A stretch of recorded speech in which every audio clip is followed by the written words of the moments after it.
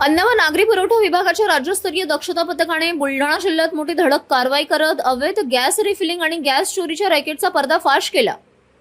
खामगाव अकोला राष्ट्रीय महामार्गावरील हॉटेल सुदर्शन शेजारी गुप्त माहितीच्या आधारे टाकलेल्या छाप्यात मोठ्या गॅस कॅप्सूल टँकरमधून बेकायदेशीररित्या गॅस काढून तो लहान टँकर आणि सिलेंडरमध्ये भरला जात असल्याचे उघड झाले।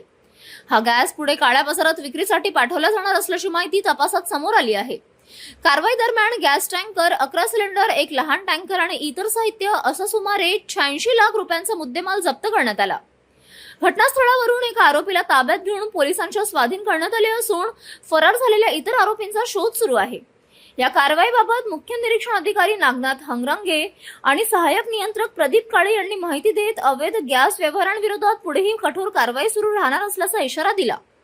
नागरी पुरवठा विभागाच्या राज्य दक्षता पथकाचे प्रमुख श्री माननीय चंद्रकांतजी डांगे साहेब यांना मिळालेल्या प्राप्त खबरीनुसार खामगाव अकोला हायवेवर हॉटेल सुदर्शन शेजारी हा गॅस टँकरमधून चोरी होत असताना राज्य दक्षता पथकाच्या सर्व टीमने आमच्या पकडलेला आहे।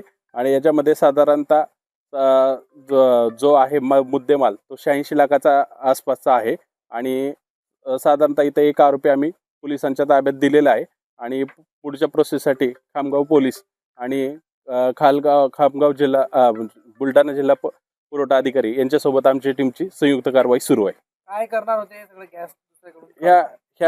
याच्यामधून एक गॅस कॅप्सूलमधून जे टँकर तुमच्या पाठीमागे दिसतोय त्या टँकरमधून छोट्या टँकरमध्ये ते टाकत होते आणि त्याच्यामधून सिलेंडरमध्ये भरून अवैधरित्या ते ब्लॅक मार्केटिंगमध्ये काळ्या बाजारामध्ये विकत होते। काही आरोपी पसार झाले?